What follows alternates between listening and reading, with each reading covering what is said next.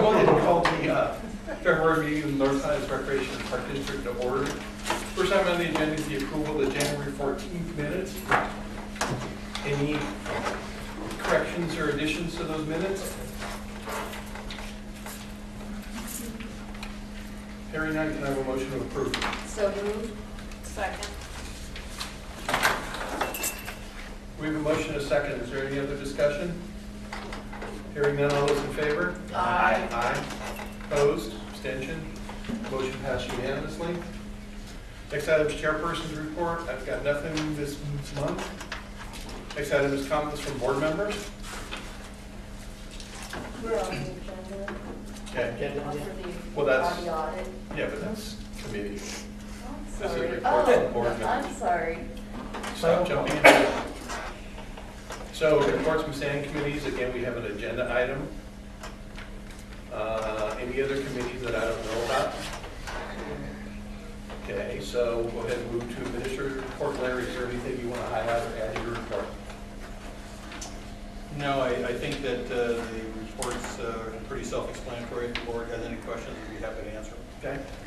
Any questions for Larry? All right. Scott, is there anything you want to add or highlight in your report? One quick addition. Received a call today from Jeff Donlevy, who's with Highlands Foothill Rotary Club. If you recall, I mentioned last month that they were stepping up to organize the Jubilee for this year. Right. Unfortunately, the Rotary Club will not be involved. So the June 4th date, as of now, is off. That doesn't preclude any other key volunteers from the community stepping forward, but as of right now, the Rotary Club's involvement is not going to take place, and the June 4th date that we set aside is no longer in effect. Okay. No questions for Scott?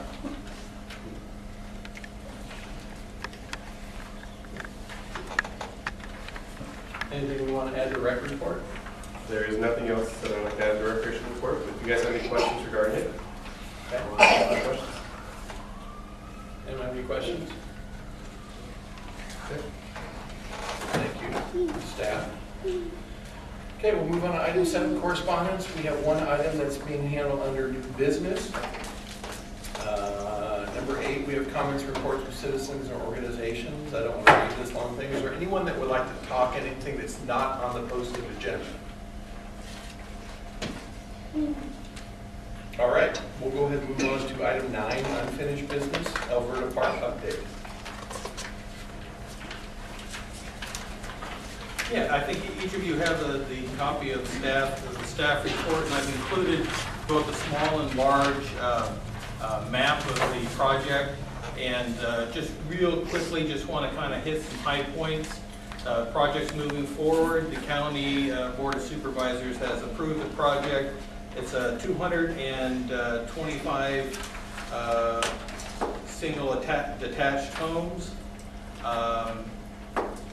Groundbreaking is anticipated late this spring, and there is a host of requirements of the board that will begin next month.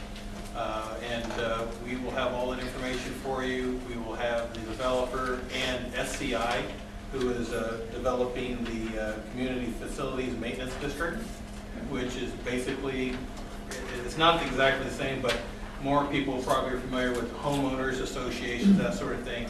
This is a fee that would be required of every new homeowner to provide to the district for maintenance of the district and equipment replacement. Just a couple points I wanted to bring out. Based on today's, the 2015 development impact fee, which is just slightly less than $7,000 a home, the district can expect to generate a little over $1.5 million from this project. At this point, although we have not designed the park itself, that'll be a future step. We're anticipating that probably the cost to design this park is going to be in the $900,000 range, maybe a little higher. The remaining amount that will be collected will come back to the district in the form of a park, as park and loop fees. So that will be money that we can put back and reprogram into our district. Fees collected from the park and lieu cannot be used for maintenance. The CFD is the tool we will use to provide revenue for maintenance of the park. The park itself is about 2.5 acres. You'll notice in the bottom right-hand corner, you'll see like a little blue swimming pool. That's not a swimming pool. It's actually a retention pond. It's going to be about 1/2 of an acre. It's going to have at any given time 3 to 5 feet of standing water in the pond. However, there will be a 5-foot wrought iron fence surrounding the property. The district will be responsible for providing maintenance outside of the retention basin. The Department of Water Resources will provide the annual and ongoing maintenance for everything that's inside of it. I do want to point out one particular item. If you look at the bottom, almost across from the pond, you'll see a thin sliver of green. That has been designated what we call Lot G. Obviously, Lot G is not for construction of a home, but it actually is going to serve as an easement, a utility easement for the project, and it's about 20 feet wide. So what we will do is we will work with the developer and come in with some sort of minimal landscaping so that way we can do two things. One, it can create some sort of a buffer between the adjoining property owner and the fence, but also the adjoining property owner has cows. So you might see something along the line of a post and chain type of thing, and we'll have to see if that keeps the cows out. We'll have to cross that bridge when we get to it, but we need to protect the utility easement for the project. We will maintain that easement, but we will do so again with the financing from the CFD, and that's part of the project.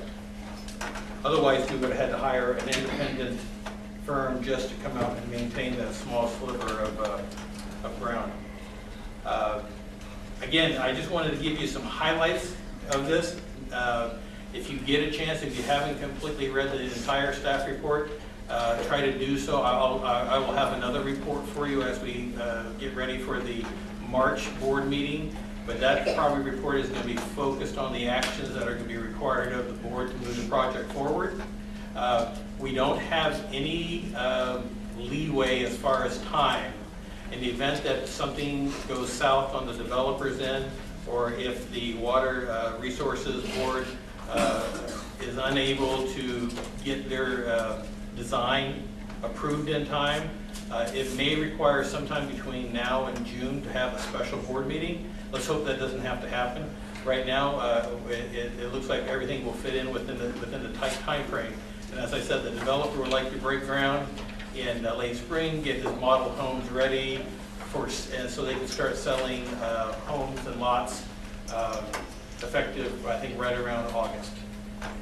So I know I threw a lot of things at you, and there's a lot of things I didn't cover, but if you have any questions, please let me know. A couple quick questions from me. So I'm assuming this is some kind of a green belt that we're going to be in charge of maintaining? Right. Everything that you see within the map that's green, Yeah. those are going to, including the frontage. And just to let you know, originally the county wanted, they approached us with the idea that they would maintain the frontage landscaping. I got a chance to drive around a lot of projects that the county's doing. It made a lot more sense to me to have that included in the CFD and have our staff provide the maintenance. That way we can ensure that when the developer is long and gone and the county has no longer has an interest in the project, that we create that gateway can always as an attractive gateway into the residential area. Again, it will be no cost to the district, but it will be to the property owners. And I just want one more thing, Mark, I'm sorry, Alan, before I forget. The Right now, we are still working and developing the actual monthly cost to the property owner. And that number has started at about $30 a unit per month. And I think we're getting closer to $40 a unit. It might go slightly higher. And really what we want to do, there's two things happening. The developer wants to get that cost as low as he possibly can to make it attractive to the buyer. We, on the other hand, want to make sure that we capture all the costs that we anticipate that we're going to have with this project into that fee. In the event that the fee is greater than what the actual cost is, then we have a choice. We can either refund the property owner, or we can take the difference and put it into a reserve account. In the event, somewhere 10, 15 years down the road, something major happens, we have a funding source to do that. We don't have to make that decision yet, but I do want to point out that that process is still kind of fluid. And you are correct. All the green areas that you see along that main road coming into the project. And down Scotland too. Right? Correct. Okay. Yeah, those are going to be areas that are going to be maintained. Right now, we're looking at, I think it was $40 a unit was going to generate in the neighborhood of $50,000, $60,000 a year, something like that. And again, from that, we have to pay our staff, equipment, materials, supplies. Again, we're still working with the developer and determining what that fee is going to be, because we want to make sure that we have sufficient funds. Because once it's in place, it's really tough to go back and ask for more. So the property in the corner of Scotland and Alberta, do we know what the intention is of that property owner? Are they going to be staying there for a while? Or? Unknown. The property owners on all three sides, excluding Alberta Road, Right. On the left, the right, and the bottom, have all expressed some interest in having their property either to sell it or develop it. But according to the county, nothing has gone far enough to have any active interest in how it would affect this project. Okay, got it. And my last question, so we've been referring to this as Alberta Park. Correct. Is that set in stone? No, when I say Alberta Park, it's actually Alberta Park is the residential, is the name of it. Okay. The park itself will be the responsibility of the board to name the park. Got it. Yeah, that was my question. Anybody else have anything? No. We're all good? Pretty clear. All right. Thank you, Larry. We appreciate it. Looking forward to future meetings. Okay, we're going to be moving on to item 10A, request from owner Tamara Sandifer of Studio T for programming of district facility board action, discussion regarding new programming. Staff going to handle this to start with, or? Sure, I'll just bring the board up to speed. As mentioned in the staff report, Studio T has been has worked with our district in a capacity of providing contract classes, excuse me, in which fees generated are shared between Studio T and the district. Studio T's contract, Studio T works on a 6-month contract. That contract is set to expire at the end of this month. Staff has had ongoing conversations with Ms. Sandifer, who I've not met, but Mark has been our primary contact, and looking at how we go forward with this program. The obstacles that the district is facing is under the current terms, which result in 25% of all revenues received come to the district, 75% go to Studio T. The concern is, especially when we look at a 41,000 square foot building, we're not generating near enough revenue from the program under the current format that will allow the district to fulfill its obligations under its own policies, providing programs that aren't subsidized. The options that we have provided Ms. Sandifer is to continue the program and hopefully grow the program, but to do so under a facility rental agreement as opposed to a shared revenue. Under the facility rental agreement, our lowest fee possible at the moment is $30 an hour. And I just want to caution the board that in the next several months, as part of the preparation of our new budget, we will be coming back to the board with a series of possible fee increases for facilities.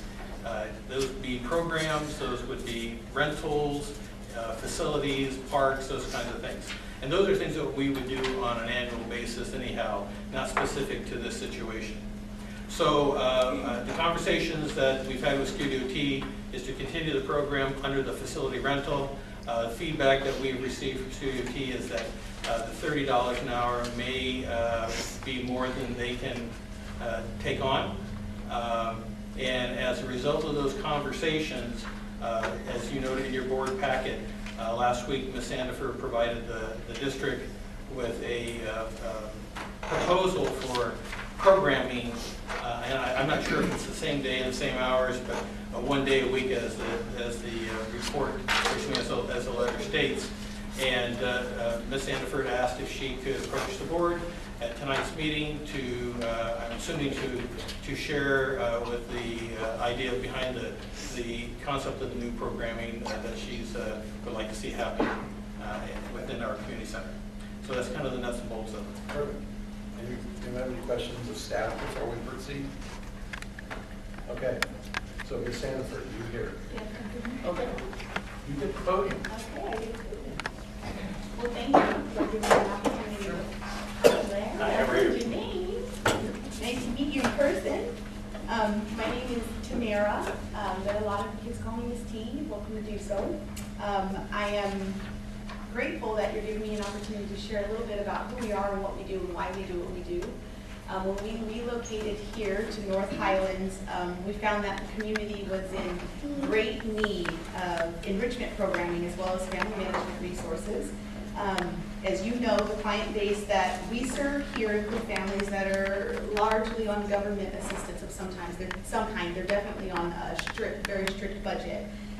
And so what we have to do for our programming is we do a lot of subsidizing. We do a lot of offering our program for free, just so that the families here can participate in the activity.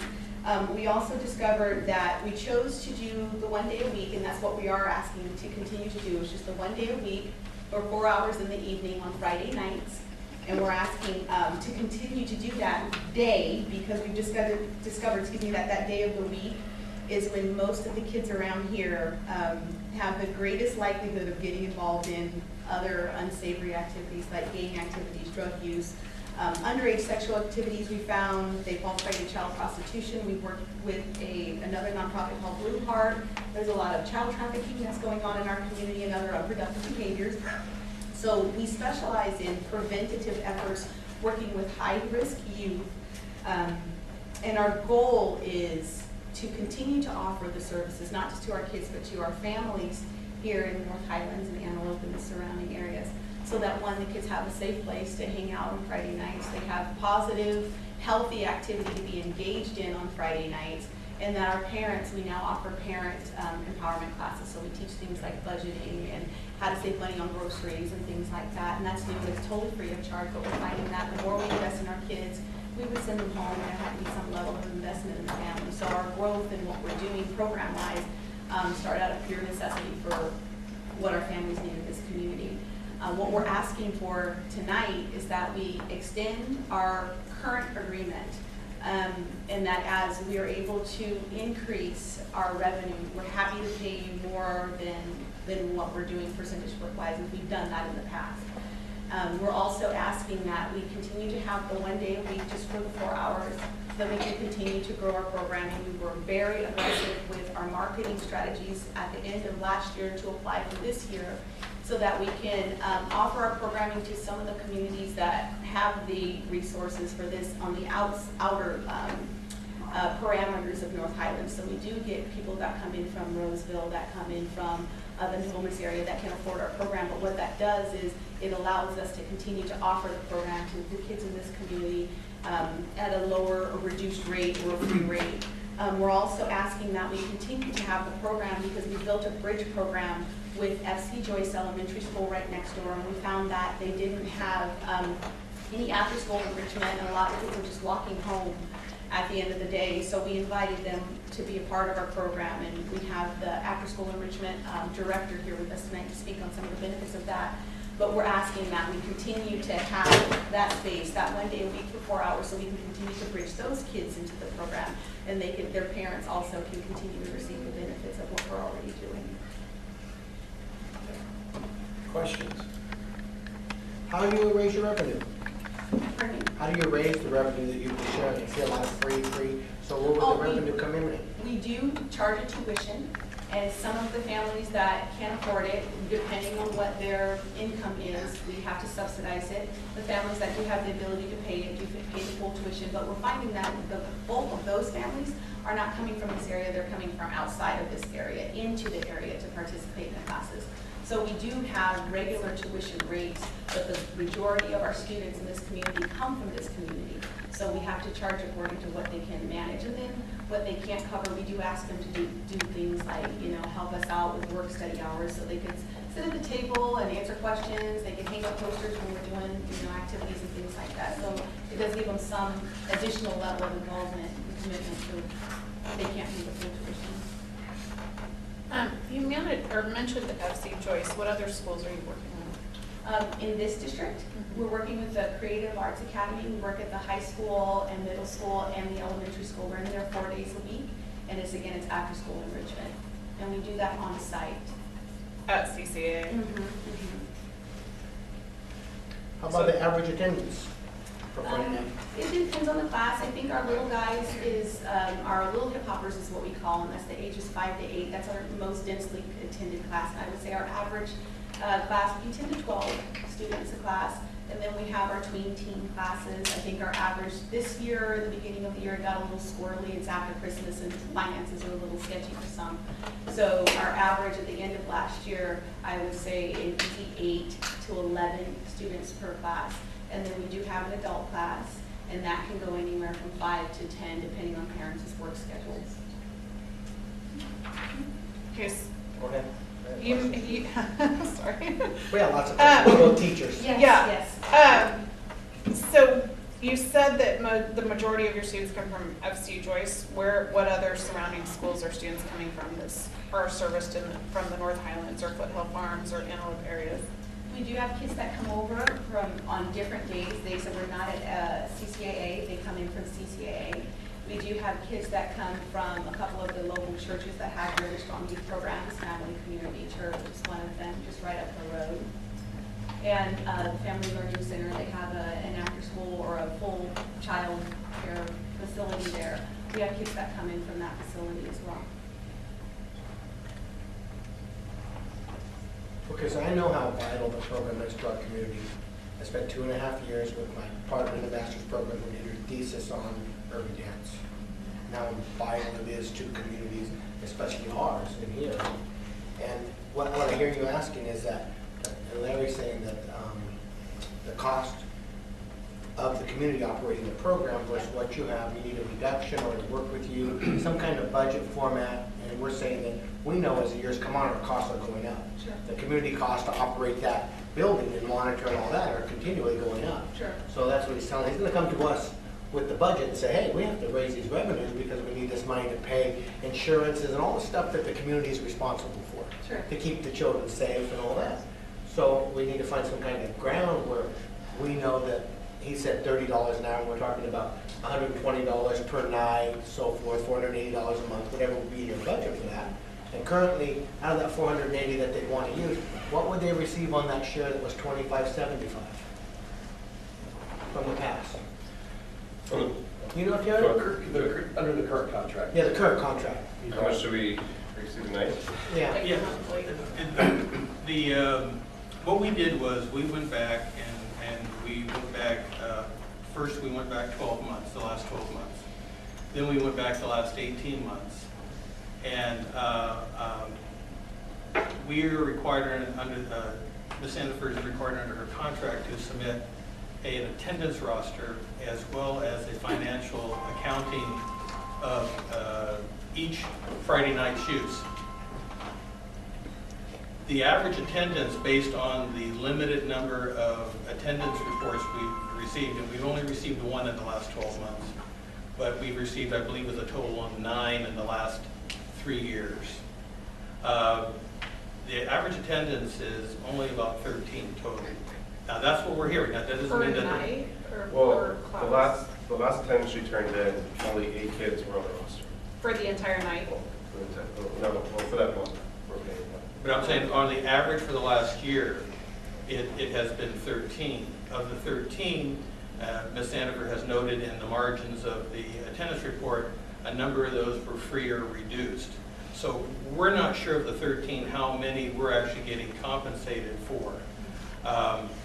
And this has no judgment on the value and importance of our program, but we have to look at the dollars and cents of operating a 41,000 square foot building for less than 15 people. It just doesn't pencil out. The cost alone from what we're receiving is working out to about $6.65 an hour. Our cost for our facility monitor is twice that amount, plus unemployment, plus all the things that go with it. The cost, eventually down the road, we're going to hopefully be able to get out and be able to meter and find out what it actually cost us an hour to operate that building. But based on my past experience in running community centers, I'm going to be shocked if I don't come back to the board in a few months and tell you that $30 an hour does not break even that building. That may barely cover the utilities, but we still have to clean the building, we still have to pay staff, and do all the things that anybody else would have to, we'd have to get compensation for. We offer in our district, there are some programs that we offer that are subsidized programs. There are programs that we offer that are break-even programs, and there are a few programs that we have that actually make a little money. But at the end of the day, where recreation revenue is and where it needs to go, we're a long way from making things even come close to paying, their fair share. This is why it was our approach to.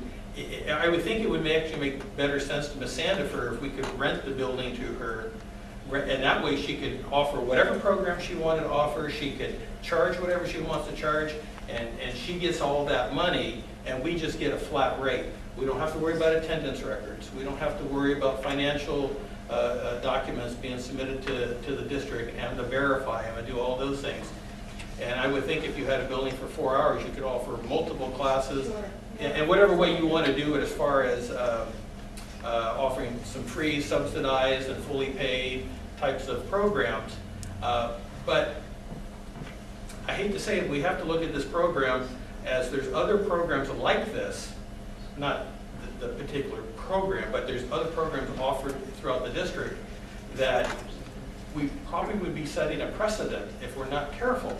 And so while we may look at, well, this is a viable program and we want to provide some level of subsidy to it, the question I would say to the board, are you prepared to do the same thing for other groups as they walk into the door? And said you did it for one, are you prepared to do it for us? And I hate saying it that way, but you entrust in me to manage the operations of the district, and you've given me objectives that you have, and we are trying to make some headway with that. But the unfortunate thing is we have this room and we have that huge building. And K-Park, which is probably even a worse example, it costs more to operate that than K-Park gym. We don't have any in-between facilities that we can say, hey, this is a good facility for a group of 25 or less, as opposed to trying to put smaller numbers into a huge facility, because that building costs us, whether I have 300 in that building or I have 5, my basic costs are going to be the same. I still have to clean restrooms, I still have to clean floors, and I still have to provide utilities for the building. So this is why, rather than just kind of saying, no, you have to go away, this isn't going to work, we rethought this and we thought, well, let's find a way, how can we make this program stay? And really the only way we can do that is on a rental basis. And I think it takes a lot of the guesswork and a lot of the gray area out of the process. We get a flat rate, they get used to the facility, and if they can squeeze 4 programs or 3 programs within that time frame, set their own rates, they don't have to share the revenue with us, they just have to pay the flat rate, then Ms. Sandifer would know how much she is obligated to pay the district for every night's use, and we can count on that revenue, and then we can begin to apply those same standards to other groups who use the facility in similar ways. Well, it's fully answered your question. Okay? So that's pretty clear. So what we need to do is find a way for these kids to keep dancing, right? And just But so the that you community, know- I'm sorry, but the community doesn't have to be responsible for it. The money, we're not saying it's our money. That money belongs to all the members of this community. And it's their tax dollar and their stuff. And we're just overseers of that money that goes for kids to dance or whatever. We just oversee and make sure the utility bills get paid. Make sure there's a monitor, make sure the bathrooms are clean. Those are things, we just oversee that. But everything you ask for, you're asking from the community as a whole. And as we say, her and I cannot just give one apple to one kid. If we bring an apple, we have to give it to everyone in the class. So, and that's what Larry was making a point about. So the best ways to get your financing and your funding, there's a lot of ways, but I mean, that's not what we're going to talk about. But maybe you can do it through the county board of supervisors or other avenues here. We had a Friday night live program forever that went away with Roger Dickinson when he left. But they supplemented that building to us and paid for it to keep kids doing whatever they did on Friday night. For how many years, Alan, was that? A lot of years.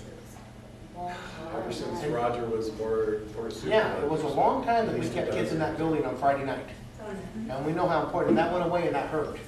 But that money didn't come from the community members, it came from the whole county to supplement our areas. That was separate county funding. Yeah, a separate county funding. And that's a good way to look for revenue if you need $6,000 for that. That's a huge building. Yeah. I mean, we have 80 dancers in there, whatever it is, right? Right. So, and this is a smaller room, and Larry says, we don't have that facility to fit 13 or 25 or more, whatever you want. We don't have that in this district to do that. Without using a school, maybe. So one thing that Larry kind of hinted at, and this board has basically made a policy years ago, we pretty much stuck to it, that, yeah, we do get property tax. We don't have the authority to raise taxes at all. We have Prop 218, we have Prop 111, we prop a lot of things that, I mean, our hands are tied. So what this board has basically done is any type of recreation program, it has to be self-funding, okay? So the property tax money we get, that pretty much goes to maintain the parks and this office and administrative staff. And that's pretty much the way that we've looked at programs. I'm not saying that's what we're gonna do here, but you've heard some other things that, you know. We have a long list of folks that wanna chat, we present to the board. So why don't we go through this right, I know, let's do this. And my secretary of the board, unless you want to try to delegate to Terry, we're going to limit it to 2 minutes per person, all right? And that's. I got a whistle, so. So, and I got one too. or you can ask Terry to do it for you. I'll do it. Okay. So, and again, I apologize, I got this, and I don't know what order they were given to me in. The first person I have is Charmaine Dixon, or is it Nixon? It's Nixon. All right. Can I just stand here? Is it okay to stand? I'd rather have you come up here so we can hear you better, because we videotape this. And before you start, you didn't answer a question. Are you a resident of the district? No. Okay. I actually come from South Sacramento, Okay. and I first bring my daughter to Studio T for the dance with Miss T. She's been wanting to dance with Miss T for, gosh, almost 2 years before she actually was able to come here, because it's really too far. So finally we found a place where we can actually come, and it was affordable for us to get here. So she loves it here. She's come, and Miss T, I mean, she has the girls help each other, so she's become like more of a leader now. So just having her be here has been helpful for her, and she's opened up a lot. So I just program to stay. Any questions? No, Before you leave? thank you. All right, thank you, appreciate it. Tamara Jones? And again, before you start, are you a resident of the district? No. Okay. My children have been dancing for 3 years. And like Charmaine said, it's easier for my kids to get here as opposed to the other locations that Miss T that. And what I like is the value that Miss T puts in the kids, especially the kids from this community and from other communities where it's subsidized. And you could see when they're dancing, you could just see their faces light up. It's just, remarkable to see. And it's because Ms. T puts that in them. She puts it in that they can do anything that she throws at them. So that means that they can do anything that anybody else throws at them. But I just like the value that I see in the kids after dancing and spending time with us too. Right. No questions, all right, thank you. Adriana Hilliard? I have some questions, you know. Yes, yeah, you did, thank you, I appreciate that. So hi, everyone, thank you for allowing me to speak. I'll be for less than 2 minutes. I am an example of what she mentioned previously, outside revenue. I come from Placer County. I pay for tuition for my entire family. So there are, and I've only been doing it actually for 2016. So I'm an example of new revenue that is coming into the facility. So I hope to make the next 2 reports. There is value in it. I see multicultural and multi-generational, more importantly, examples of collective advocacy within this community. And I think that there's a ton of value for this kind of programming, and I'm really excited to see. I think the board is in a really good position to really know how to deal with this program. So, Perfect, thank you. Is it Deja Harry? yes. Are you a resident of Park District? No. So I'm an instructor with Studio T, and so I have the unique opportunity to observe the students and also impart to them the values of Studio T. And I mean, there's so many values. We instill self-confidence. They're able to dream bigger after, you know, being able to be creative in that way. And so what this space allows us to do is reach a certain demographic that otherwise is pretty unreachable budget-wise. And so. Great, thank you. Next I have, is it Shaiwanda Royal? Doing a great job with the names. I usually don't, so I mean, there'll be some ones that get hacked up pretty good. No one ever says my name right with a job. Okay. You did it right. I am also an example of outside revenue. I started with Studio T toward the end of 2015, and I'm a teacher in the Art and Arcade area, and I also go to Family Community Church down the street from here. And initially I started the program because I saw the change in some of the kids who go to our church. They grow so much just by getting into a program, so I decided to try it out, because she was trying to get me to try it out for a very long time. And once I started, it gave me the confidence I needed as a person and as an educator to change the lives of my students. So I've become a better person just by coming to her dance classes. Thank you. President? Oh, I'm sorry. She's not, and it's already, so if it's on the form, I don't ask. Angel, is it Gladden? Yes. I am a resident. Okay. And since you are, can you state your address, please? 3686 Bueller, North Highlands, California. Okay. I also was raised in North Highlands, California, and we have not had a program in this area since late night of Friday. My daughter and my kids, we just recently moved back to this program, but we lived in Rio Linda, which I would travel out here to the Studio T too. I recently just bought my house, so I had to reinstate back in North Highlands. But in that whole case, it kept my daughter up and kept her spirits up, and she loves this program. Being raised in North Highlands, there's not a lot of free programs.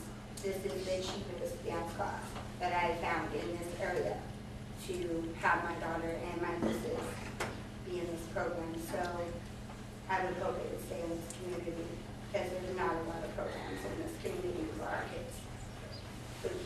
Where do your children go to school? Roble Elementary, but they'll be coming out this year. I just lost my house at the end of the year, but we do come out here. What grade are they in there? My mom actually is a teacher at Rolla. My daughter is in 4th grade, or 3rd grade, and my son is in 6th. What's your mom teaching these days? Third. Oh, Yeah, she you guys are. might have some of your kids, who knows? Who's your mom? Mrs. Smith? Oh, she's a boxing teacher. Oh, maybe. My aunt taught there for 37 years. You did? My aunt taught there for 37 years. I love that school. What was her name? Miss Elmer, Okay. kindergarten teacher. Next speaker, Sabrina Navarro.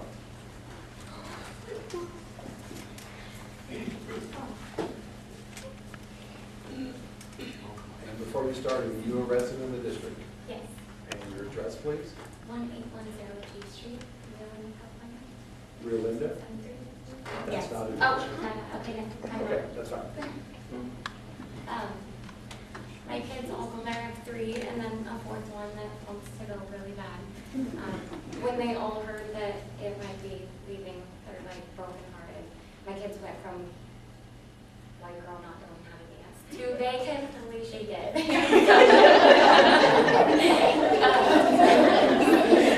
did a major show at that church, and my kids have just been like so happy ever since. So I really don't want to lose it, and I don't want money to be the issue.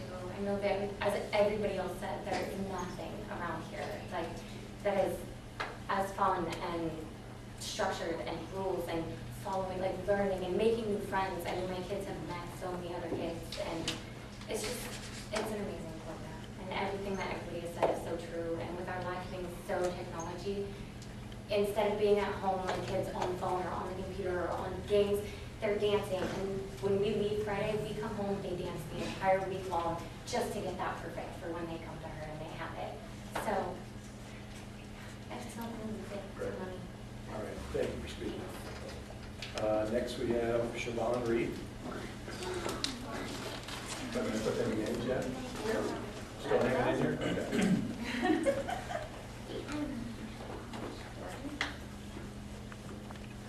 Okay.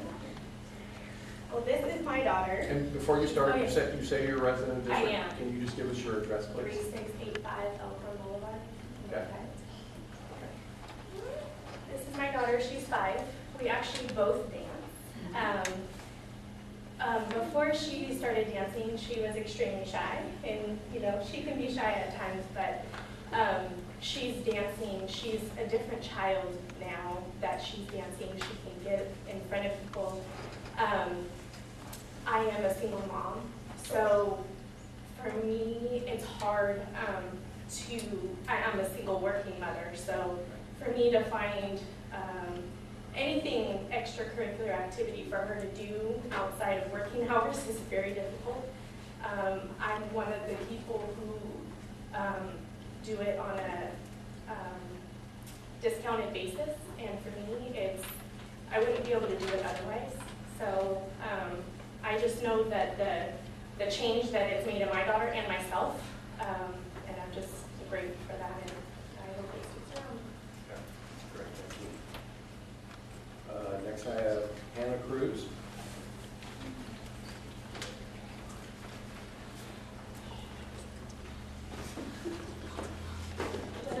Hannah, are you a resident of the district? Yes, I am. My address is 3837 Santa Barbara, North Great.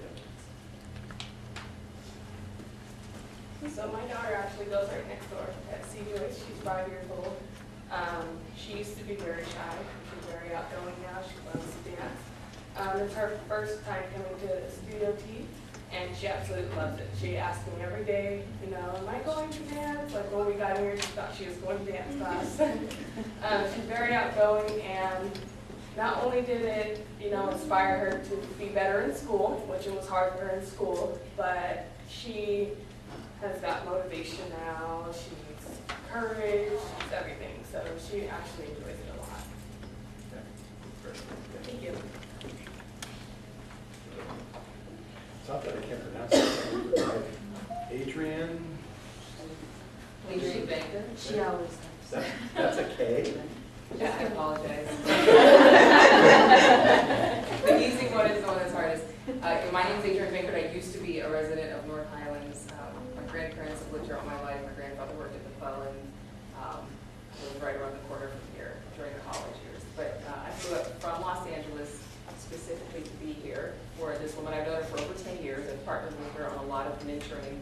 a lot of philanthropic activities. I was also a newscaster here for KCRA for several years. So as a journalist, you often get to tell stories about communities like North Highlands and how they are in need. And you've obviously heard some very touching stories tonight, but what I would like to present to you is that you can get someone in here to pay the rent, but you may not have somebody with as much of a commitment and as much character as Tamara Sandifer. And it's really important that you have someone who's willing to partner with this facility and keep it up and respect it and respect your investment. So I think what I would ask is, number one, that you see the investment beyond dollars and cents, but also perhaps extending the current terms until there is a compromise or a collaboration that could be discussed. I think that you have been extremely gracious to her, and so whatever you have given her tonight, I believe she can take back to the drawing board and possibly bring you another solution, just to get her some time to come up with something that would be mutually beneficial, because I think her heart is to bring money into the community as well. It's just that sometimes you have to get a little creative in the creative arts. So thank you for your time. Linda, I just can't read writing. That's okay, Swaggy. Okay. That was not as easy. Double A? Yes. Okay. Norwegian. And you a member of the district? No, I live in Rosemont. Okay. I'm one of the adults from the adult class, and it's meant a lot to me. Actually, my daughter and I bring an 85-year-old friend of ours that we help take care of. But it's to move and to get to know other people in my area, and we go to my church. And I really hope that this program can continue, because it's very important to me. And I see the kids growing and having a wonderful time and doing something positive, and me doing something positive too. Okay, great, thank you. And the last one I have is Gene Wilson. Is it Jerry Wilson? Gene, yeah. Okay, good. Okay, I was right first time. Sorry. You a member of the district? No. Okay. So I work at FC Joyce Elementary next door. Okay. I run the after-school program over there. Okay. So I partnered with her again this year. This is my first year in this district. I came from Sac City District, so I partnered with her 2 years there as well. And actually, her daughter is one of my students, and she's one of my current students now. And for me, this is much bigger than dance. But when I tell you it's actually saving some of our young kids' lives, it's actually doing just that. We work with kids who are homeless, displaced, parents strung out on drugs, families doing nothing but gang activity. And when I tell you this is actually saving their lives, it's actually doing just that. And it's actually transcending certain barriers that a mentor group can't do, or a sit down, or any words can ever express. So without this program for me, it would literally break my heart, because I see the impact that it's had coming from South Sacramento District, even coming here where I feel like the need here is much greater than it was over there. And that's where I grew up, in South Sacramento. So coming here now, there's just so much to be done, and I've sat here this whole year. I've asked for funds from Twin Rivers School District to bring service providers for our kids. No. I went back to my organization, asked for funds so I can bring these service providers in. No.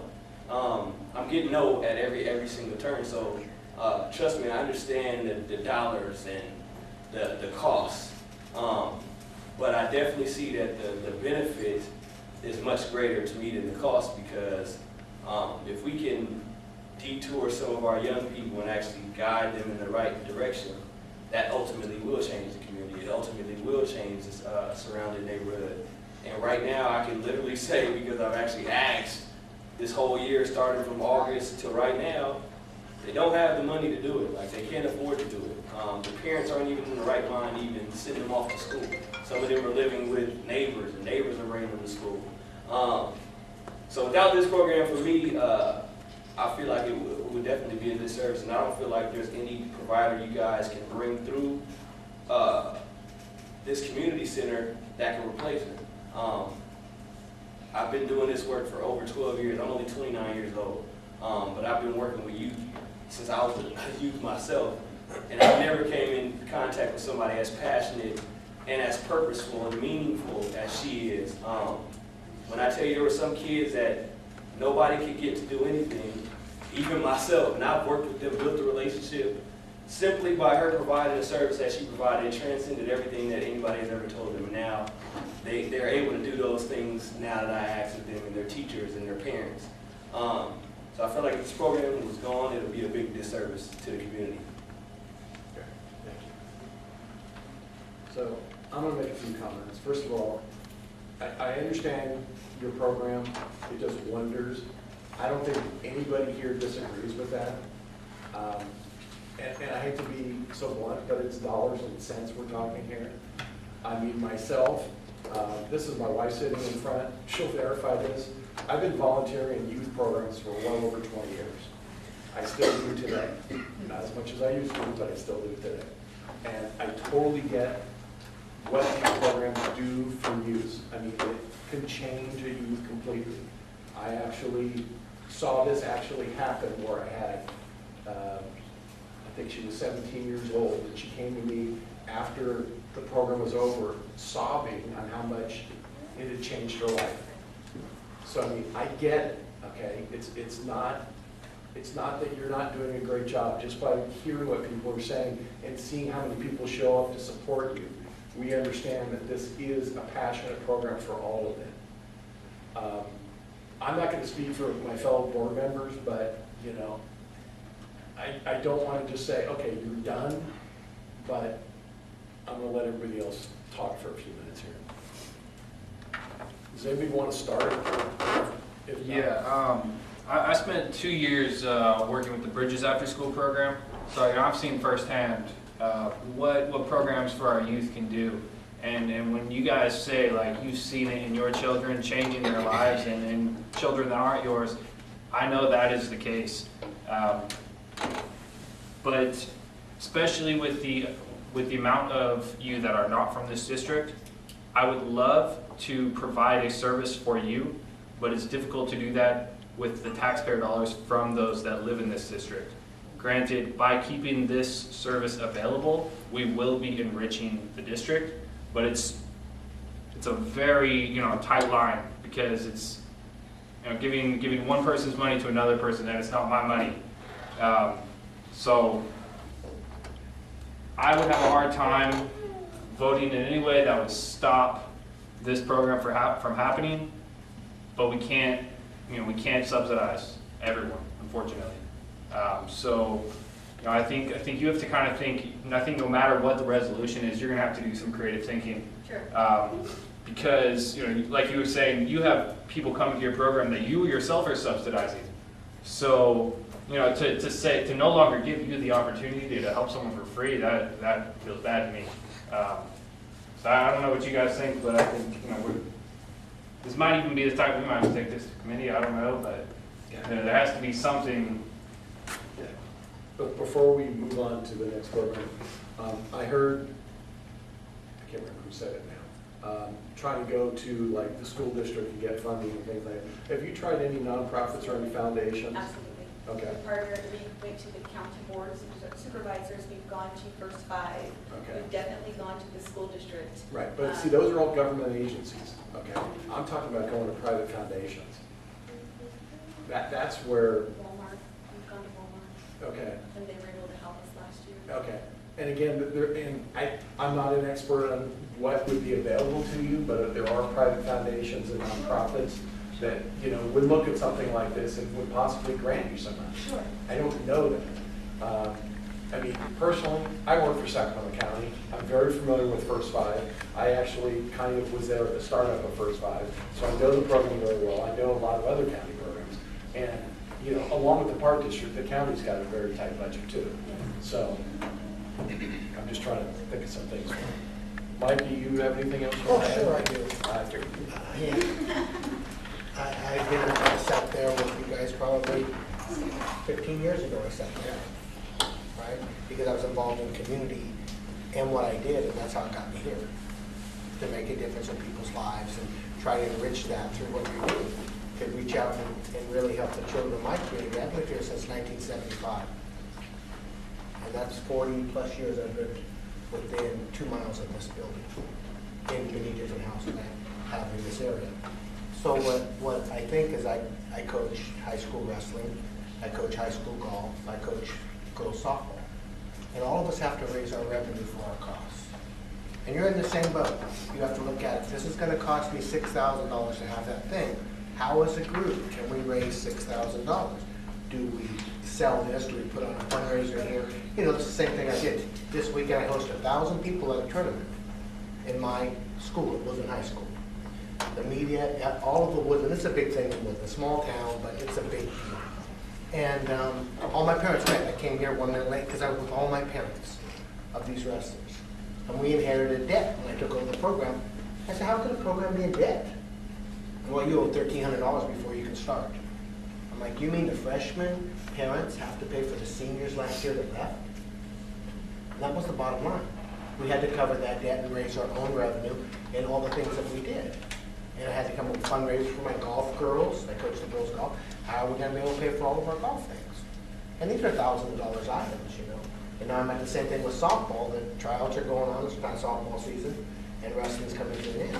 But how do you get together as a community, the dance studio community, and say, we need to come up with a solution for the size building that we need. Where's it at and how much money we're going to come out and who's going to pay for us? You offer a vital experience and opportunities for children in this community. This is what you do is a fantastic thing. We're not debating that. We're just debating about how can you come up with even more time to figure out a solution, as you had said. Can we come up with some time? Can we give some time? I'm willing to give you a little bit of time to come up with a solution and come back to this board and say, hey, we have a solution, or it's not going to work. We have to find a place across the street or down the road.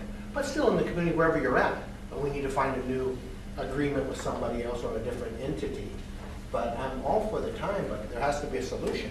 And it can't be the accounting, as Larry said, we can't look at how many kids you say versus how much you live. It's a flat rate. We've done that, and it's been a failure over and over. And it's just a lot of work to look at numbers and ask staff to do that when they probably have so many other things to bury. But I like the fact that you're all in support of what's going on here. And I know how vital it is. I mean, my classroom plays music all day because I dance. That's what I do. I teach and I dance with my kids all day. Emotionally, mentally, spiritually, I'm dancing. Yeah. Right? Well, wait a minute, explain what you teach there. I teach career technical education, which might be vocational and construction, residential building, and 4 periods of wood shop.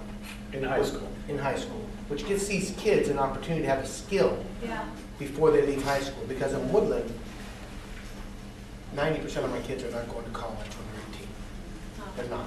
And the 10%, half of those are remediated at college because they're not ready for it. I have essays in my class that don't reach 3rd grade. I have English learners that are struggling and just coming to school and they don't know what's going on. You have the same thing. But Woodland is a Latino community. Yeah. You know that, and right? So I struggle with, and there's no money. Yeah. Yeah, there's money.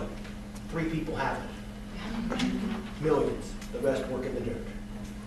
Right? And they're migrant farm workers, and that's it. But, so I have to come up with creative ideas that are efficient and valuable to the community of how I can raise funds for these kids in the program. And I'm constantly figuring out how I can help them. I haven't come back to North Highlands where I live. I'd rather do it here where I live. But I'm doing it in Woodland where the need is at. But I'd rather do it right here at my own high school where I graduated from. But I ended up there, and that's where I'm doing my work. Making a difference in those students' lives, like you are in these children. And that is so critical. But to come up as a community and say, how are we going to pay for this? That's the question. And the park and rec. And Larry said, there's just not money there. And if we do this one apple for one person, what I can be in favor of is granting an extension on a short term to come up with a solution. That you guys meet and say, hey, we got to come up with a solution if we want that building. Or we're going to have to get another building. We can stay together. We just might have to dance down the street. Right? But that's a big building. Yeah. That's a huge building. You know, and I don't know what your true needs are. So as a community, you come up with a solution to the financial challenges that you have and say, hey, this is us. We're in it together. It's about us. It's about our children. What's going to be the solution? And I'm good for granting you some time. From my point of view, I don't know if it's 60 days or 30, 60 days is about the right time to come back here and have an idea and say we need to change this agreement and get this going on in a new way, or we're going to use the studio across the street or somewhere else, we found somewhere else. Right? And dance has been successful in this community for a long time with Joanna's kids. It was a big thing here for, ever since I started here in 2002 at this point. So it's real critical. And if you guys can come up with a solution, and present it, this is our solution at a flat rate, and this is what we can afford, and Larry's going to give us brand new numbers for what it costs, you know, and then we can work from there. But I'm not saying down the road, I want dance, I want music, and I want kids off the street, and feeling empowered, that they're included in something other than the alternative. So that's my point of view. I'm an elementary school teacher in the Twin Rivers District. And so I've worked in the community, I work in the Thomas area now. But what I hear you saying is that you're offering services or publicizing to FC Joyce. But I don't hear Village or Sierra View or Allison or a lot of our community schools. And I hear this is a huge building and that your numbers aren't as high to pay for it. And I'm just thinking, there's so many more schools that are just as in need as FC Joyce, because I've worked at them. So, I mean, I just don't know if you've used all your networking possibilities. Well, we went to Jackie White at Twin Rivers. She's CCAA though, that's her home school. Okay. So, I mean, you need to, I'm also president of my local PTA. And what we do is you say, go to the parent-teacher organization and get approval from the principal. Can I put these flyers in your school? I am not affiliated with Twin Rivers Unified School District, but you can at least get flyers in classrooms and advertise your program. Because what I'm hearing is that you don't know how to get into the schools to help all of our kids. You have this one nearby and you got in with CCA because of Jackie White, but there's so many other schools that you can be helping, and I think that would help your funding. Yeah, I'd love to. So that's definitely, I think, talk to principals, go knocking on doors. But you have, 4 elementary schools that are super close to this, that parents are looking for programs that don't know this exists. That's great. I'd love to do that. Thank you. You want to add anything? I don't have anything to add. So, I think. My last thing, one more thing. One more thing. I know we got time. Wait. This is important. This is important. Okay, so we'll hustle on this. So the next thing is that, you made me forget my thought. Hold on. So raising the revenue. How I'm going to do it this weekend is we have that show of 1,000 people. I'm inviting them in, smiling, and taking their money for my kids. By having a show, by having events, inviting the community in to see what you have, and charging an admission. You raise revenue. You are a show, and you are an event. And that's what I'm doing this weekend, and I'm going to take Yuba City money, Rio Linda, and Pioneer, and River Valley. And they're coming, I'm smiling at them, feeding them, and taking their money. Do you need a dance performance? Right? Oh, yeah, dance performance now. That's when we stop everything. We got dance. I was going to say our show is today. Oh, your show's Our families that did the church up the road they gave us the facility for free so that we could do a show to kind of market the program. And again, that was another, we gave a lot of tickets away. That was 1,000 people, 700. People will pay. A big show. Even with PTA, if I charge $1 at the door, people are willing to pay $1. They can't afford $5, but they'll pay $1. I mean, so you just have to feel out your population and get what you can. I mean, it's rough. I get it. We'll be open to doing that. Not government won't give you money, but people will. If you ask for people. Right? Just ask for a donation. And give them a gift of appreciation or chocolate. For sure. Kickstarter. Yes. Okay, I'm done, I'm sorry. No, you're fine. And I believe you're the one that suggested maybe giving them a shorter I extension. suggest that I would be in favor of a 60-day extension to come back and collaborate and come up with some ideas and present to this board that we can do something. I'd like to make a motion on that. I'll second that motion. Okay, so right now, we're through February 27th, so what's your date you want to put I down? said you need to be here on April the 2nd, Thursday of April. That's 45 days, or is it the second? This is February? I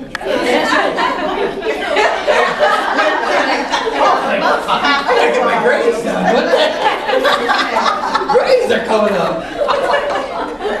That's quick that book was a lot.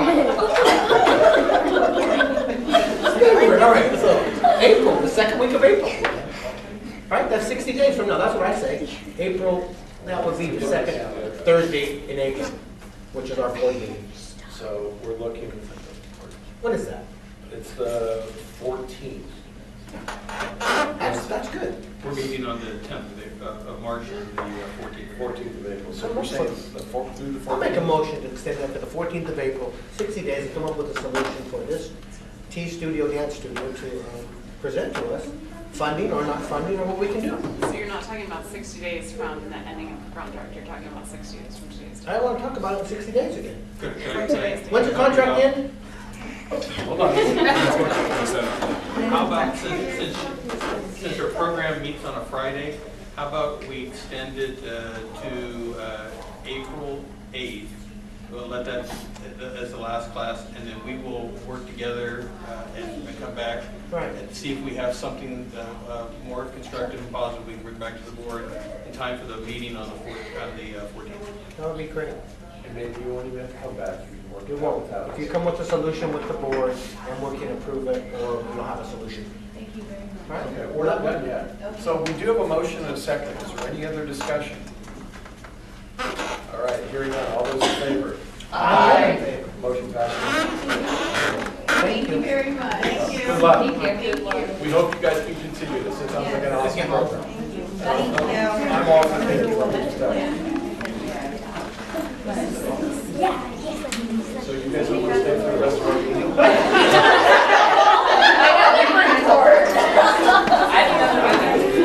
But it was a nice meeting.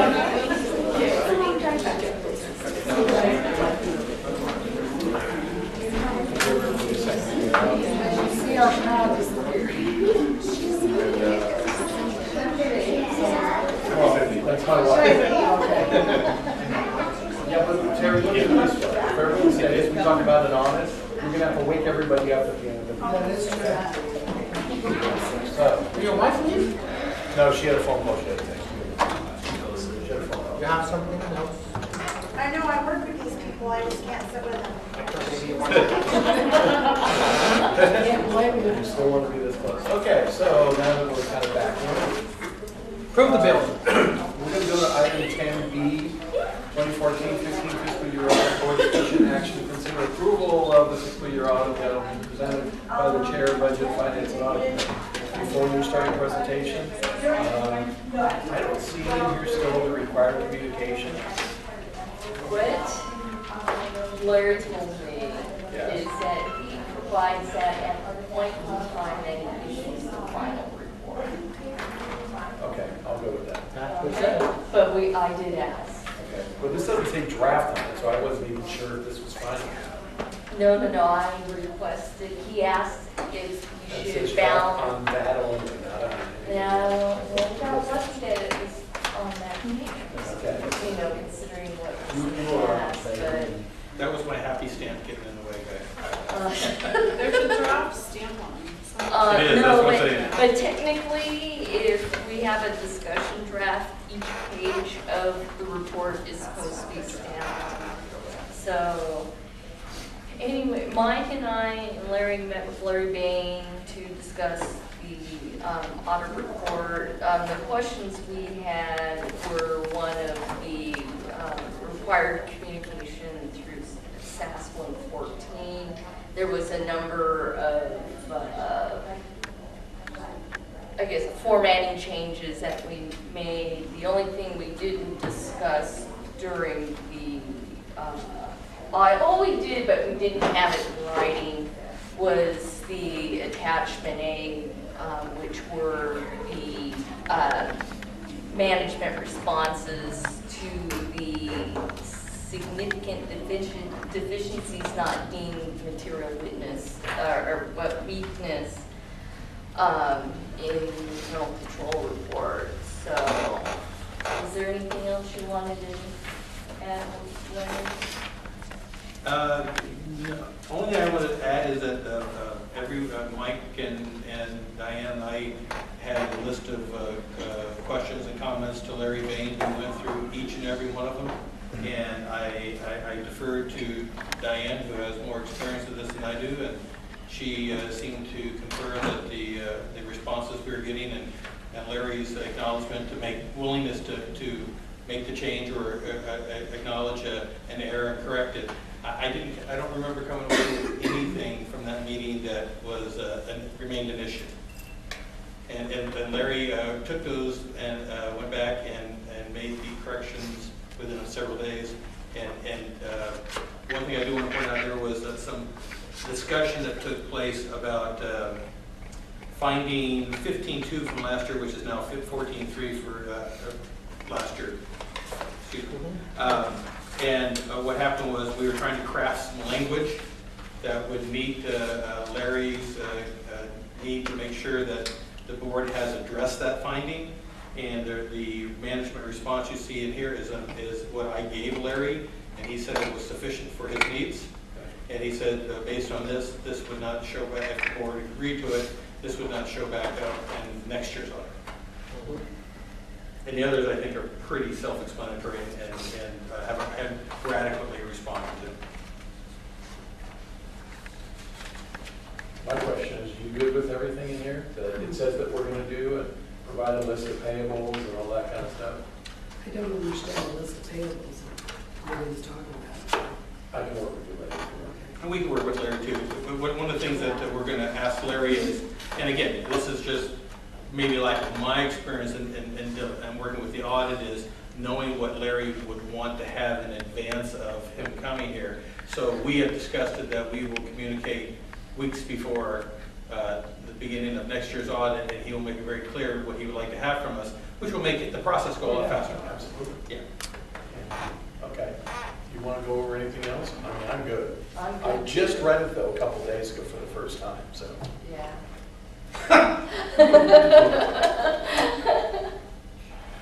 Okay. Made the motion to approve acceptance of the 6/30/2015 audit report. Right. I was there, I'll second it. I figured you might. All right. We have a motion to second. Is there any other discussion or anyone not on the committee have any questions before we go? We're good. All right. Hearing none, all those in favor? Aye. Aye. Opposed? Abstention? Motion passed unanimously. Next is the item 10C, calendar year 2016 investment policy for the pool investment fund. Board action, it's basically a receive and file of the report that my boss signed this year. Sorry. So yes. So moved. The interim director of finance is actually my boss. So, yeah. So moved. Second? That was, I think, Mike and Mike. Diane. I did, so moved. All right, again, this is just something that we do every year. It's just telling us. So quickly, Zach, not to talk down to you, but we don't do any of the investments. The county handles all of our investments for us in a pooled manner. So that's why we get this, just so they know, we know that they have a plan and they're following. Okay. So we have a motion and a second. Is there any other discussion? All right, hearing none, all those in favor? Aye. Motion passed unanimously. Next item is item 10D, mid-year budget review or discussion on the mid-year budget. We'll go right anyway. Yeah, I think this is probably timely, especially after our conversation with Studio T, because if one did not have some more information and just read this report, you probably think, oh my goodness, we collected 50% of our revenues halfway through the year, and we have a lot less that we have to generate before the end of June. And that's why it's important to understand that revenue, like expenditures, are not equally divided into 12 months and the same every month. We expect to generate the balance in revenue of approximately $670,000. Not a significant amount more than that. We're certainly not going to double what we've generated so far, but I certainly anticipate we will meet our revenue objective. just to put that in perspective, and as I think Alan talked a little bit about in front of the last group we had, the revenues that we bring in, it's about 90% coming from property tax, which means we get it, we have no ability to enhance it, so forth and so on. For many years, the district was getting less and less money. It's only in the last couple of years that it's been building and going forward in the right direction.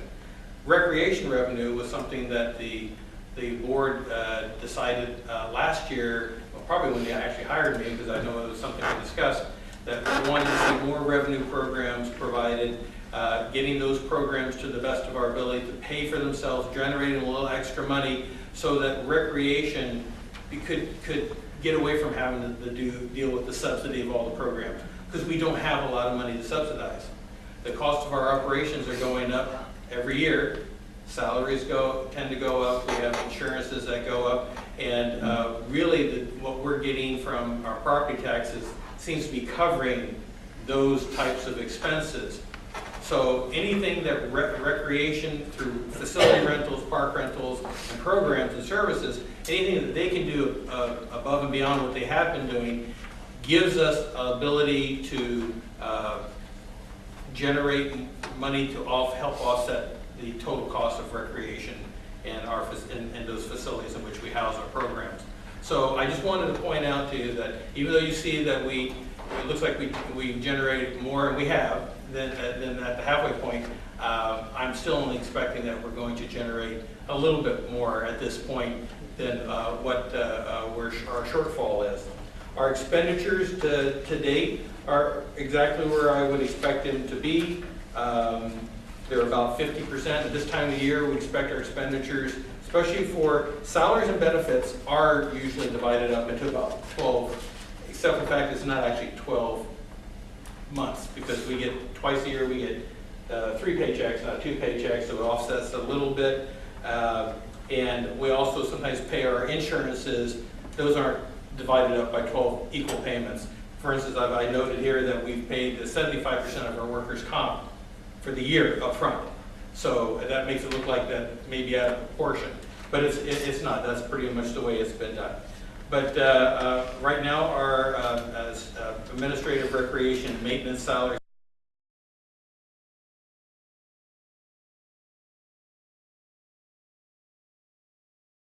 recreation looks really low, that, oh my goodness, they only spent 26%, except for the fact is they're going to spend the bulk of their money in the months of May and June as they're building up for the summer. It's really cyclical how that actually works. And in maintenance, right where they should be, and again with maintenance, if sometimes things happen and we don't expect it, we talked before about irrigation systems failing, piping failing, and sometimes those can be big expenses. But we are about where we were at the same time last year, so I have a comfort level with that. And just so you know, I look less at the numbers as much as I do as the percentage, because as every year as budgets grow, the numbers are going to change. So it's hard to compare last year's numbers to this year's numbers, but you look at where our percentage is. That's the key. If we had a salary for administration that was 58%, that should be raising the red flag. Why is that the case? And we would have to do some research and get back to you. But right now, we have our expenditures. I'm very comfortable where they're at. As you know, we just recently got a notice from the county that last board meeting, when you approved the transfer of $40,000 from the contingency funds back into various accounts for funds we had to, unexpected funds we had to expend, and versus things that we still will spend between now and the rest of the year. Those just got put into our accounts, so they're not going to be reflective on these numbers. They'll be reflective on next month's numbers. And again, I try not to, our board does not have a policy that says these certain programs have to be cost neutral, these are ones we're willing to subsidize, and these are programs that generate money above and beyond what the actual cost is. But we do have a policy that says we don't subsidize. And so our goal is to look at every one of our programs, and we've scheduled it out over the next several months to do this, as we go forward, we want to look at everything we do, how we do it, making sure we're capturing the appropriate costs, because we really apply what I would call soft costs, not hard costs. We don't build into our programs what it costs to operate that gym. If we did, everything would be upside down. It's just impossible to do that. But we want to look at this, and we also want to be considerate and conscious of the fact that our community is probably going to struggle to pay the actual real cost for a lot of our programs. So we have, like last summer, we try to offer for kids who can't afford to go to day camp. We can offer still a camp type of experience as we did last year in several of our parks. So we try to do these things. It's a work in progress. You know, we're certainly willing and very interested in working with Studio T and seeing if there's a solution to this problem. But as I said, the biggest drawback we have is we have one very, very large building. And even though we can divide the building up into rooms because we have walls that can go, for that type of program, you could not have another program in the building. And so when I come back to you and when we work with Ms. Sandifer, I'm not going to come back to you and tell you that going forward for, you know, forever, $30 an hour is going to cover our costs. We're going to sit there and try to find a solution and try to maybe help give her some guidance and help on how she can, as the board did tonight, how to help get some ideas on how to generate new revenues. Because one of the things I was thinking about, if the numbers she presented tonight were actually authentic, real numbers that are documented, if she charged everybody that walked in the door $2, and as we know, 75% of the people who spoke were out of our district, if she charged them $3, her costs are pretty much covered. And so we look at all these programs, because we actually have another program sitting out there that is kind of in the same boat as this one. And that's why I'm trying to be very careful in giving you guidance of how far we can go, because we better be prepared once we do it once to do it for everybody else that's going to line up and ask for the same thing. Yet at the same time, we do want to help them, try to help them find a way to, any group that we work with, to try to find a way to make this work for them. But I can't guarantee that we're going to have 100% success. Yeah, that's why I was asking everybody that did put down. So I think many of us were marking things down. Yeah. But with regard to the mid-year report, the revenues projections are a little bit higher than anticipated, but that is based on the property tax we received, which is greater than what we received at the same time last year. Terry has taught me in the last several years, the second payment we'll get from the county for property tax will probably be slightly lower because they're making adjustments to those types of things, but not significantly, but a little bit, possibly a little bit lower. But those numbers will, at the end of the year, probably be slightly greater than what we budgeted for. Not a lot, slightly. And then again, we have to work with Mark and his staff and how we can, again, look at the fees and charges that we have now and make sure that if we haven't raised the fee in 5 years, that we're looking at how do we adjust that fee and bring it back to you. So we will be coming back to you, if not next month, the following month, with a recommendation for facility rentals, programs, fees and charges. And you can trust me that we're not going to come and flake the heck out of it. We're going to try to put some basis of justification for those changes. And then again, that gives us a little bit of wiggle room going forward. But anyway, the mid-year report, if you have any questions, I'd be happy to answer. Just on the cost of people coming to use the facilities, if whatever number you give us in a month or two, we would have to expect that a year from now, that number could go up again. So yeah, I would say it this way, maybe approach it a little differently. When the timing of it is kind of unique because it's probably the meeting that we're coming back to report back to you on our conversations with Ms. Sandifer on her program. It's probably the same meeting we're coming back to give you an idea of what fees and charges are we're asking you to consider to raise. And while I can't tell you if our lowest fee, which is $30, is going to be $30, I can't tell you if it's 35 or 40. I'm likely to say it's going to go up because everything else, water and power and cleaning and all the things we do, those things go up every year. It's marginally, but they go up. And I don't know when the last time was those fees were adjusted. but I think it's important that we look at two things. I've been back 20 years. Oh, please don't say that. So, I don't want to get off track, but I think the things that we want to look at are how can we, whether it's 2DOT or any other program, how can we ensure that that's the appropriate facility to use for a group that size? If, as I mentioned, if she could grow her programs and run 3 different programs, as she mentioned she actually is, and maybe stay away from all the community things that she wants to do free and reduced, and focus on what her strength is. And if she doubled her numbers, her real numbers, and doubled them, we probably aren't having this conversation. But as Sarah pointed out, you're only addressing one local school next door. You've got others out there, and if you can make that effort to go to those schools, you know, maybe the solution's there. But anyway, I'm getting off track and I don't mean to do that. But did that answer your question? Any other questions? I have one, it may not, well, it's kind of indirect. Have we heard anything from the state or any of our water companies about lifting some of the restrictions so we can maybe look at operating our splash park? I haven't, but have you heard anything, Scott? Just what we hear in the news, they're talking like 2 or 3% easing of the restrictions. We were at 32% last year, so we may be looking at 29-30% of the benchmark they use, which is 2013, But nothing's 2014. finalized yet, is it? Nothing's finalized, and there's been no discussion that I've seen or anything that's come across our desks that address easing restrictions on splash parks, ornamental turf watering, all those things. I will share with the board that one of the things we were going to do, and I think it's smart to do it this way, since it's been several years since the splash pad has been in operation. We really need to get whoever the company is that service these things, get them in there and service, make sure we're lubing all the things, all the O-rings are not cracked and operate. So, you know, even if we don't get a chance to use it this year, that next year when we go to use it, we find out that things aren't working.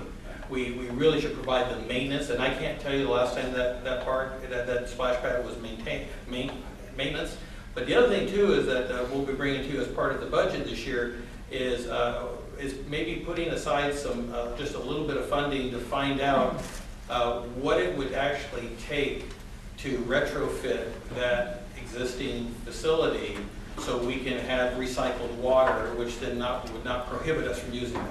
Because we have a huge investment in it already, and Zach, as you may not be aware, we could have built it 2 ways. We could have built it using recycled water, which would have cost more out of pocket in the beginning, or we just simply, whatever, when you see the water there, it goes out the drain. And those were that basically didn't have the capability to be recycled. Those were the ones that were told to stop operation last year.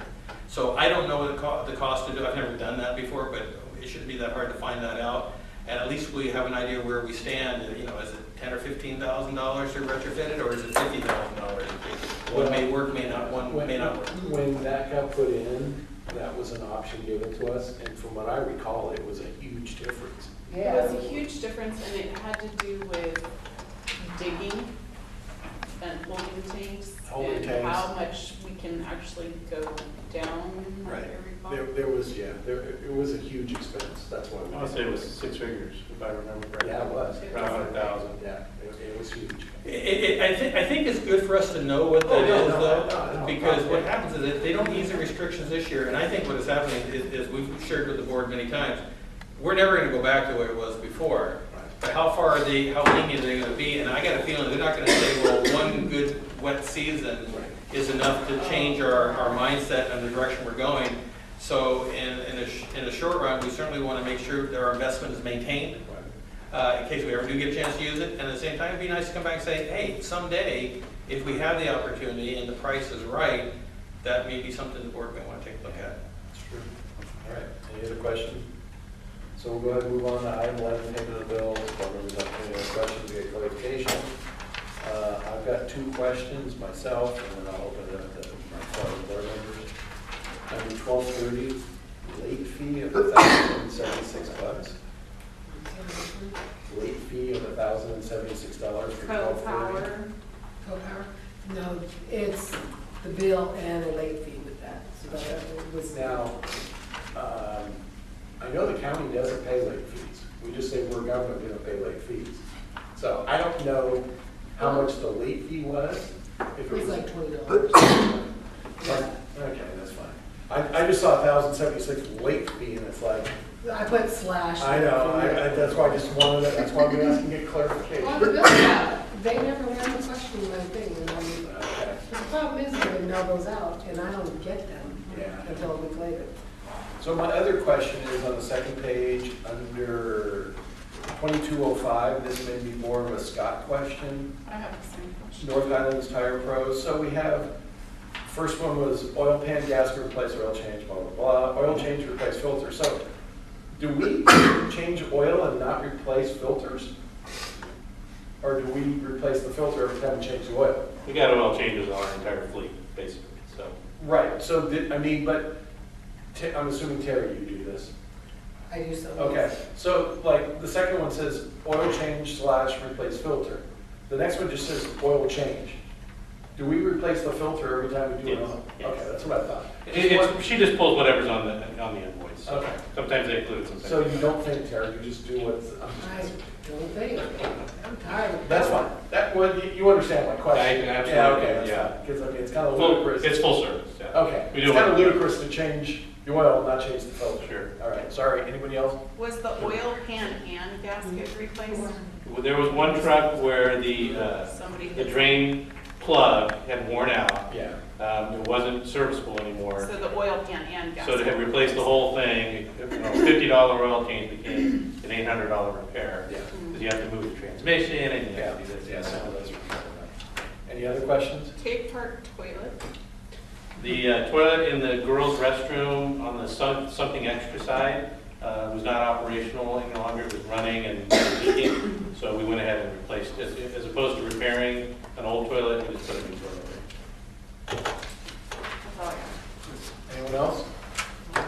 If not, Chardonnay's okay? He said the Chardonnay's okay. Is that? I'll vote for that. Chardonnay's okay on a 2198? You get one out again? I've got some more Chardonnay. Very nice. They tasted really good. All right, can I have a motion to approve ratification of the bill? So moved. Okay, Second. a motion and a second, is there any other discussion? Hearing none, all those in favor? Aye. Motion passed unanimously. The next meeting of the North Highlands Recreation Park District Board of Directors will be March 10th, 2016, 6:30 p.m. right here in the North Highlands Rec Center. This meeting is now adjourned.